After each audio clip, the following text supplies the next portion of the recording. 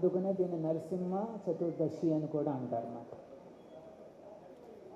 So ఏతద్యో ఆది పురుషస్య మృగేంద్ర లీలా. శ్రీమద్ Bhagavatam is explaining that this leela is called Mrugendra leela. Adi Purushasya. This is the pastime of the Supreme Personality of Godhead. దేవాది దేవుడు భగవంతుడి యొక్క ఇది మృగేంద్ర లీల. Whatever God does, it is called leela. And whatever we do, it is called karma. మనం చేసేది కర్మలు అంటారు, కానీ భగవంతుడు చేసేది లీలా అంటారు. తేడా ఏమిటి? మనం చేసే కర్మలకు ఏదో ఒక ఫలితం వస్తుంది, ప్లస్ కావచ్చు మైనస్ కావచ్చు, అది మనం కర్మలు అంటాం. కానీ భగవంతుడు లీల. ఆయన మన కర్మలకు ఇంకొక లక్షణం ఉంది. ఏంటి? We are force to act. మన అందరి మీద ఒత్తిడి ఉందన్నమాట పనిచేయడానికి. అవునా కాదా? There is somebody to pressurize us. మీరు అనొచ్చు, నాకు ఇండివిజువల్ బిజినెస్ ఉంది, నాకు ఎవరు ప్రెషర్ లేదంటే అక్కడ కూడా కొంత ప్రెషర్ ఉంది. లేదు నేను చీఫ్ మినిస్టర్ని అంటే ఆయనకి ప్రెషర్ ఉంది, 5 ఏళ్ళు అవగానే చాలా పెద్ద ప్రెషరు. లేదు నేను ప్రైమ్ మినిస్టరు అంటే ఆయనకి ఇప్పుడు ప్రెషర్ ఉంది కదా, ఎలక్షన్స్ వచ్చాయి. So under pressure what ever you do that is called కర్మ. మనందరి మీద ఒత్తిడితో మనం చేస్తాం. కానీ భగవంతుడు అంటే ఏమిటంటే ఇంకా ఆయన పైన ఇంకెవరు లేరు, ఒత్తిడి పెట్టేవాళ్ళు ఎవరున్నారు? ఈజ్ ఆది పురుషస్య. ఈజ్ ఆది, is the original being, the supreme being. So then without any pressure, then why is he acting? ఎటువంటి ఒత్తిడి లేదు స్వామి మీద, మరి ఎందుకు ఈ లీలలన్నీ ఎందుకు చేస్తున్నాడు? Out of pleasure. There is no pressure, it is only pleasure. ఆనందాంబుది వర్ధనం, ఆనందం కోసం, ఆనందాన్ని పెంచడం కోసం. ఈ లోకంలో ఆనందాన్ని పెంచడానికి మనకి పీస్ అండ్ ప్రాస్పరిటీని పెంచడానికి భగవంతుడు దిగి వస్తాడు. లేకపోతే he has no obligation. So Bhagavad Gita explains the reason why Krishna or Narasimha comes. యదా యదా హి ధర్మస్య గ్లాని భవతి భారత అభ్యుత్థానమధర్మస్య. whenever there is an increase of adharma, decrease of dharma, then the Supreme Lord interferes and he descends personally and interferes with the affairs of this universe. ఈ విశ్వాన్ని పరిపాలించడానికి ఆయన already ఒక system తయారు చేసి పెట్టేశారు. The supreme lord has devised a system by which the universe can go on.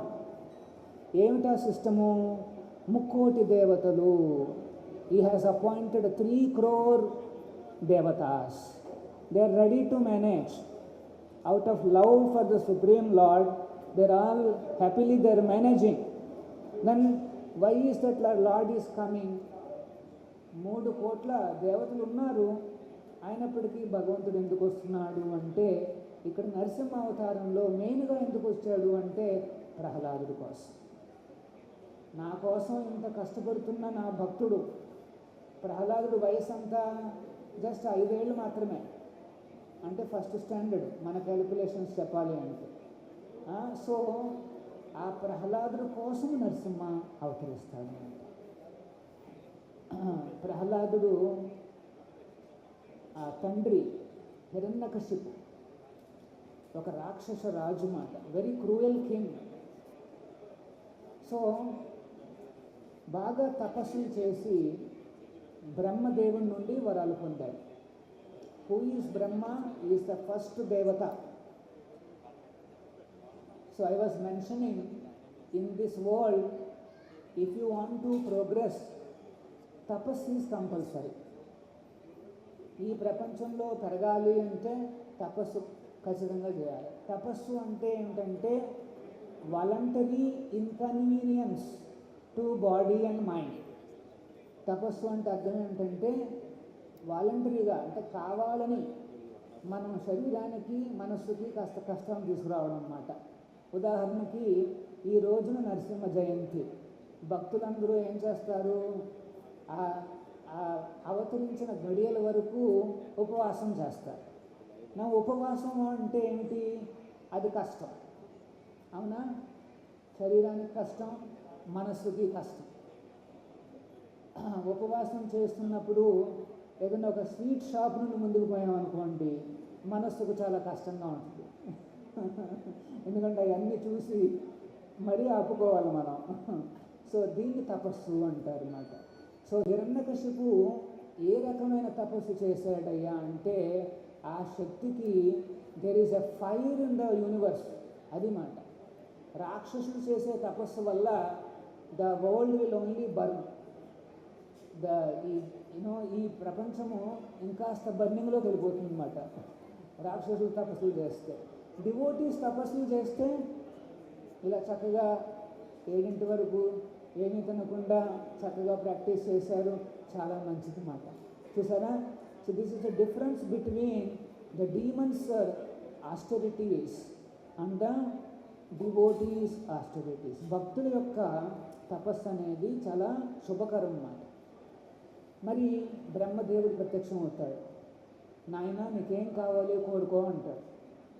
అప్పుడు బ్రహ్మదేవుని అడుగుతాడు, నన్ను అమరుణ్ణి చేసే అంటాడు.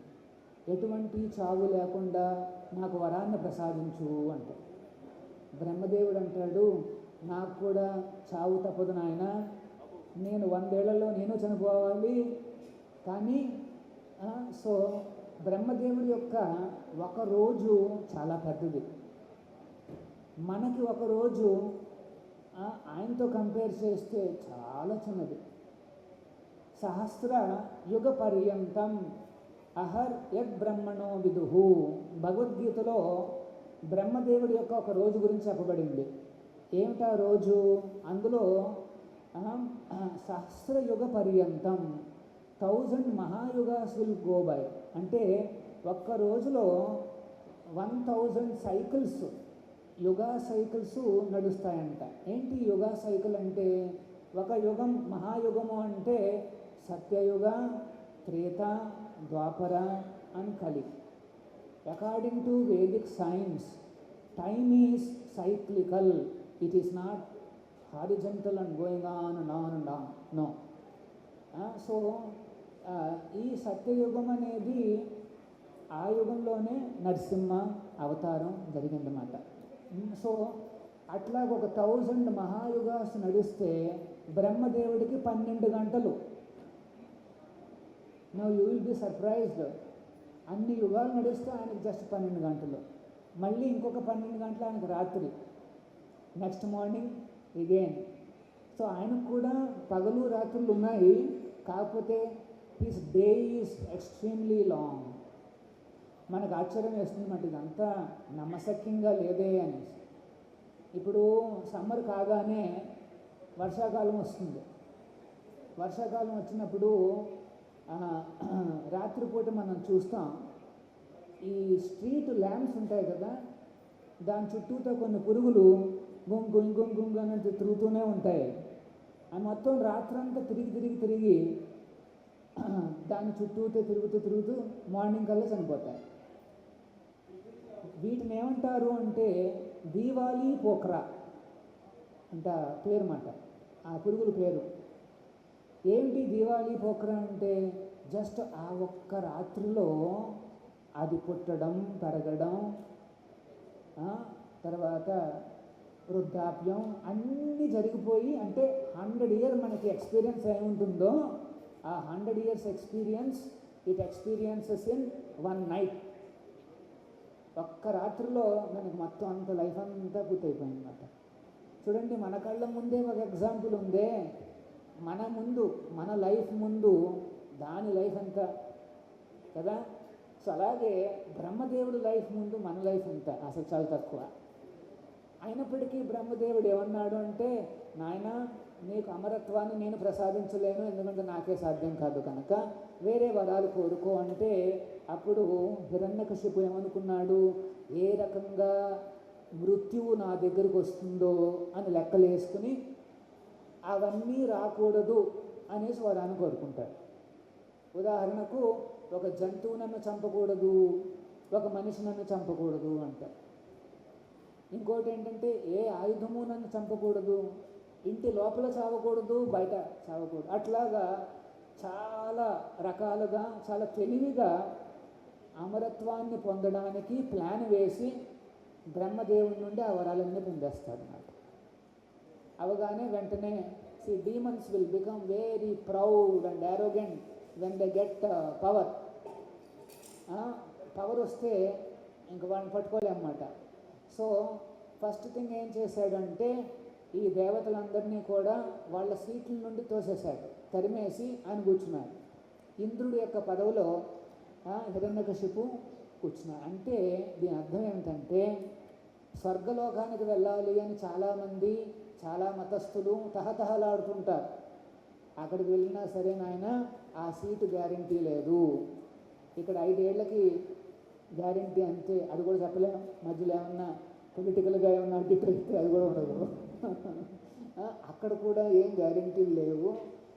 ఆ సీట్ ఇంద్రుడి సీటుకే గ్యారంటీ లేదు. ఇది మాట పరిస్థితి. సో అలా తరిమేసి Hiranyakashipu started ruling. What is Hiranyakashipu's philosophy? I am the supreme being. మొత్తం లోకంలో ఉన్న వారందరూ నన్నే పూజించాలి అని చెప్పి మిగతా పూజలు పునస్కారాలు సంప్రదాయాలన్నింటినీ ఆపేశాడు. ఎక్కడ చూసినా ఆయన్ని పూజించడమే అనేదే రూల్ మాట. సరే, అది నడుస్తోంది. ఈ లోపల ఆయన భార్య గర్భవతి అవుతుంది. మరి గర్భంలోకి ఎవరు వచ్చారు? భాగవతోత్తముడు ప్రహ్లాదుడు. హిరణ్యకశిపు మొత్తం విశ్వాన్ని కంట్రోల్ చేస్తున్నాడు, కానీ ఇంటి లోపల ఏమవుతుందో తెలియట్లేదు. ఇక్కడ ఇంటి లోపల ఈ బాలకుడి రూపంలో వచ్చేసాడు, ఒక మహాభక్తుడు వస్తాడు అన్నమాట. సో గర్భవతిగా ఉన్నప్పుడు నారదముని వారి యొక్క ఆశ్రమంలో ఉంటుంది. అప్పుడు ప్రతిరోజు కూడా నారదముని వారు ఇలాగే భగవంతుడి గురించి శ్రీమద్ భాగవతము అవన్నీ కూడా చెప్పేవారు. ఆయన చెప్తూ ఉంటే ఆవిడ లీలావతి, హిరణ్యకశిపు భార్య పేరు లీలావతి వింటోంది. కానీ ఆమెతో పాటు ఇంకొకళ్ళు కూడా వింటున్నారు. ఎవరు? ఆ గర్భంలో ఉన్నవారు. అందుకనే మన సంప్రదాయంలో గర్భవతులకి చెప్తారన్నమాట, నాయన భగవద్గీత విను లేకపోతే భాగవతాన్ని విను అని చెప్తారు. బెస్ట్ ఏంటంటే కృష్ణుడి స్టోరీస్, అది వింటూ ఉంటే బాగుంటుంది. యాక్చువల్గా గర్భంలో ఉన్న బిడ్డకు 7 నెలలకే చైతన్యం వచ్చేస్తుంది. 7 months కల్లా వచ్చేస్తుంది. అప్పటి వరకు పడుకున్నట్టుగా కనిపిస్తుంది, ఆల్రెడీ జీవం ఉంది, కాకపోతే చైతన్యం అనేది 7 నెలలకు వచ్చేస్తుంది. అప్పుడే కాస్త అలా తన్నడం, తల్లికి అర్థమైపోతాయి అన్నీ, కాస్త కడుపులో ఇలా తన్నడం అట్లా చేస్తుంటుందన్నమాట. సో 7 నెలల లోపలైనా తర్వాత అయినా ఎప్పుడైనా సరే ఈ కృష్ణుడి యొక్క స్టోరీసు భాగవతాన్ని మనం వినిపించవచ్చు. అదట్లాగా ఈ శబ్దం ఉండే భాగవతంలో ఉండే శబ్దం, ఆ శబ్దము ఆధ్యాత్మిక శబ్దం మాట. It is a transcendental sound, it is not dependent on material layers. అది ఆధ్యాత్మిక శబ్దం కనుక ఈ లేయర్స్ అన్నీ పెనట్రేట్ చేసుకుని ఆ బిడ్డని చేరగలదన్నమాట. సో ఆ రకంగా ప్రహ్లాదుడు గర్భంలో ఉండగానే నారదముని వారి యొక్క శిష్యత్వాన్ని స్వీకరించేశాడు. నారదముని గురువు అయిపోయాడనమాట. సో ఆ రకంగా ఇంటికి వచ్చినప్పుడు ఈ అబ్బాయిలో ఈ రకంగా విష్ణు భక్తి కనిపిస్తోంది అని చెప్పి హిరణ్యకశిపు చాలా బాధపడిపోయి 2 గురువుని పిలుస్తాడు. అమర్క, షండ అనేసి పిలిచి, నా మా వాడికి అర్థం కావట్లేదు, నేనే దేవాది దేవుణ్ణని మీరందరూ కాస్త చెప్పండి వీడికి అనేసి పురమాయిస్తాడు. సో ఆ గురువులందరూ కూడా ప్రయత్నిస్తుంటారు ఈయన్ని కన్విన్స్ చేయడానికి, ఈ ప్రహ్లాదుడు తన కన్విన్స్ కాకపోవడమే కాదు, అక్కడ తన చుట్టూ ఉండే పిల్లలందరికీ కూడా నేర్పడం మొదలుపెట్టాడు ఈ విష్ణు భక్తుడు. వెంటనే హిరణ్యకశిపుకి చాలా కోపం వచ్చింది. ఈ గురువులకు వాళ్ళకి అర్థం కాదు, అబ్బో ఇక్కడ ఇంకాస్త కాలం ఉంటే ఈ ప్రహ్లాదుడు మొత్తం గురుకులాన్ని మార్చేస్తాడని చెప్పేసి ఇంటికి వెళ్ళి హిరణ్యకశిపు కంప్లైంట్ చేస్తాడు. హిరణ్యకశిపు ప్రహ్లాదుని తన ఒడి మీద కూర్చోబెట్టుకుని, నాయన గురుకులంలో నేను ఏం నేర్చుకున్నావు నాయన అని అడుగుతాడు. అప్పుడు ప్రహ్లాదుడు ఏమంటాడు అంటే, శ్రవణం కీర్తనం విష్ణు స్మరణం పాదసేవనం అర్చనం వందనం దాస్యం సఖ్యం ఆత్మనివేదనం. ఆయన ఏం చెప్తాడంటే, ఈ నవవిధ భక్తి ఉంది చూశారు, there are 9 types of services. 9 రకాల సేవలు భగవంతుడికి మనం అందించవచ్చు. అందులో ఫస్ట్ సేవ ఏమిటంటే శ్రవణం, అంటే భగవంతుడి గురించి వినడం. అది వింటే కృష్ణుడు, నరసింహ, నారాయణ తమకు సేవగా భావిస్తారు. మనం వింటే చాలు వారు తమకు సేవగా భావిస్తారు అన్నమాట. సో ప్రహ్లాదుడు ఏమంటాడు అంటే, real education means learn these 9 services to the supreme personality of God head. అనగానే హిరణ్యకశిపుకు చాలా కోపం వచ్చేస్తుంది. నువ్వే నాకు నేర్పిస్తున్నావా ఎడ్యుకేషన్ గురించి అని చెప్పి, ఈ రోజున నిన్ను యమలోకానికి పంపించేస్తాను అంటాడు. అప్పుడప్పుడు మనం కూడా కొద్దిగా కోపడుతుంటాం కదా, అలా హిరణ్యకశిపు పంపించేస్తాను నేను యమలోకానికి అంటాడు. నేను ఇందాక మధ్యాహ్నం కూడా చెప్పాను, this Yamaraj is not a fictitious character, is a real personality. యాక్చువల్గా according to Bhagavatam, Yamaraj is a chief magistrate of the universe. ఈ మొత్తం విశ్వానికి ఆయన చీఫ్ మెజిస్ట్రేట్ మాట. ప్రతి ఒక్కరి యొక్క చిట్కాలన్నీ తీస్తాడు. ఆయన డైరెక్ట్గా తీయడు, ఆయన చాలామంది అసిస్టెంట్, సొఫిస్టికేటెడ్ సాఫ్ట్వేర్ ఉందన్నమాట ఆయన దగ్గర. సో ఈ records everything. So actually Hiranyakashipu doesn't know that Prahlad is such a great devotee. He is worshipable even for Yamaraj. యమరాజుకే పూజార్హుడు ఎవరు? ప్రహ్లాదు. అంత గొప్ప భక్తుడు మాట. అది తెలియదు హిరణ్యకశిపుకి. సరే, అయినప్పటికీ ప్రహ్లాదుడేం జంకకపోతే హిరణ్యకశిపు అడుగుతాడు, how can you be so adamant and fearless? What is the source of your power? నువ్వు ఇంత ధైర్యంగా ఉన్నావే, ఎటువంటి భయం లేకుండా ఉంది నీకు, అసలు మాటే వినవు నువ్వు, ఎక్కడి నుండి వస్తోంది నీకు ఈ శక్తి అని అడుగుతాడు. అప్పుడు ప్రహ్లాదుడు అంటాడు, మై డియర్ కింగ్, ఓ రాజా, అంటే వేరేగా పిలవట్లేదు, ఓ రాజా అని పిలుస్తున్నాడు. ఓ రాజా, you are asking about my source of energy, my source of fearlessness. So my source of fearlessness or my source of strength is also your source. The source of everybody's strength is only one, and that is Sri Hari. అందరికీ శక్తికి మూలాధారము ఆ భగవంతుడే, ఆ శ్రీహరే అని చెప్తారు. భగవద్గీతలో this is confirm. అహం సర్వస్య ప్రభవః, I am the original source of everything. Again, afternoon I mentioned this is a scientific declaration. ఎవరైనా సరే మన శాస్త్రాలను సైంటిఫిక్గా చదవాలి అంటే, నా దిస్ ఈస్ ద బేసిస్. ఏమిటా basis? The original source of this universe is not particle, but it is a conscious personality, supreme personality of Godhead అనేసి శాస్త్రం చెప్తుందన్నమాట. జన్మాదియస్య యతోన్మయాదితరతశ్చాద్దేషు అభిజ్ఞా స్వరాట్. The original source is abhijna, is a conscious being. And what kind of a person? He is Swarat. There is nobody beyond him. ఆయన పైన ఇంకెవరూ లేరు. అంటే పూర్ణ స్వతంత్రుడైన ఒక supreme personality is the original source of everything అనగానే వెంటనే హిరణ్యకశిపు చాలా కోపడతాడు. ఎప్పుడు చూసినా సరే నువ్వు నాకంటే సుప్రీం బీయింగ్ ఎవరో ఉన్నారు, నాకంటే పైన ఇంకొకళ్ళు ఎవరో ఉన్నారు అని చెప్తూ ఉన్నావే, అందరినీ నియంత్రించేవాడు ఉన్నాడు, అన్ని చోట్ల కూడా వ్యాపించి ఉన్నాడు అని చెప్తున్నావే, మరి ఈ స్తంభంలో ఉన్నాడా అని అడుగుతాడు హిరణ్యకశిపు.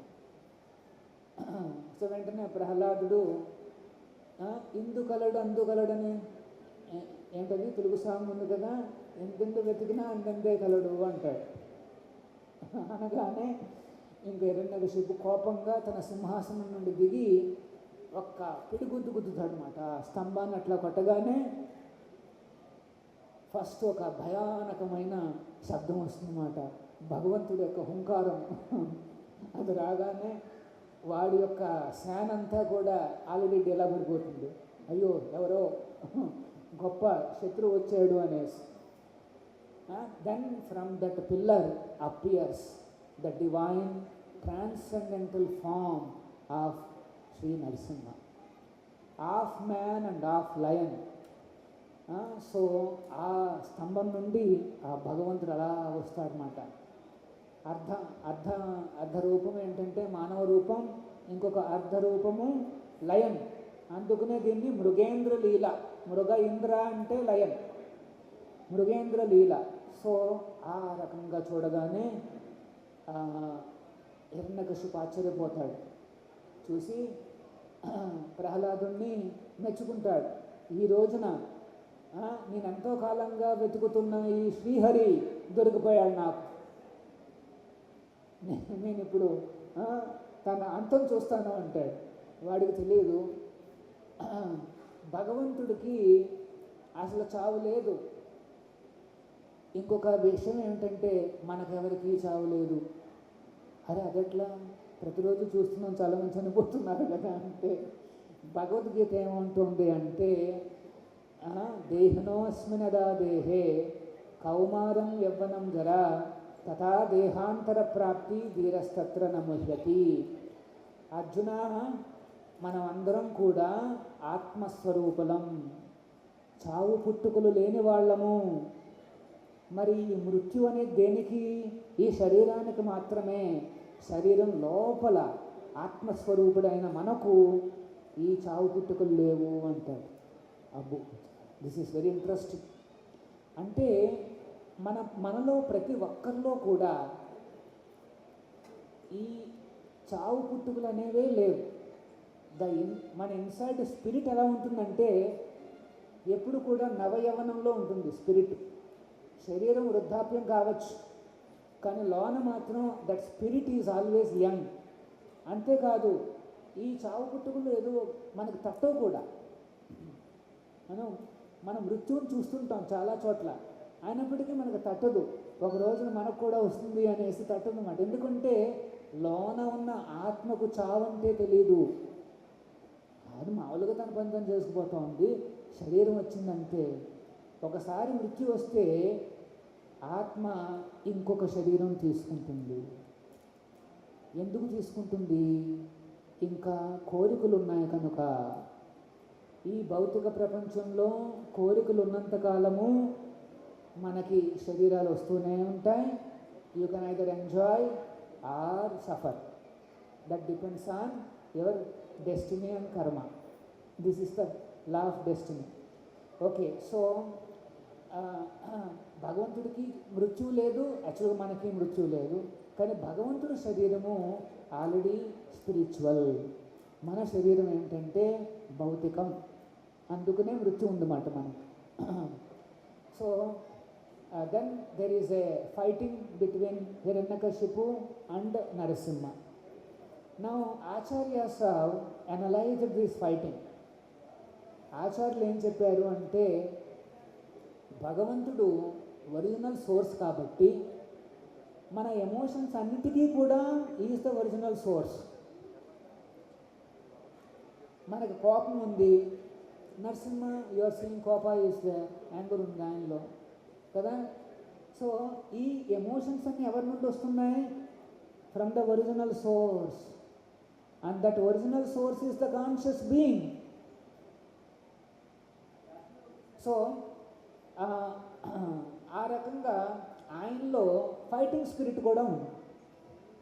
భగవంతుడిలో అప్పుడప్పుడు హీ వాంట్స్ టు ఫైట్. మన ఇంట్లో కూడా చూస్తాం, తండ్రి ఉన్నాడు అండ్ చిన్న పిల్లవాడు ఉన్నాడు, అప్పుడప్పుడు ఫైటింగ్ చేస్తుంటాడు తండ్రి ఇక్కడ అలాగా. ఇక్కడ వక్షస్థలం మీద కూర్చోబెట్టుకొని డుమ్ డుమ్ డుమ్ అని ఫైటింగ్ చేస్తుంటారు. This is the tendency is there in the Supreme Father, Supreme Personality of Godhead, Narayana, Krishna.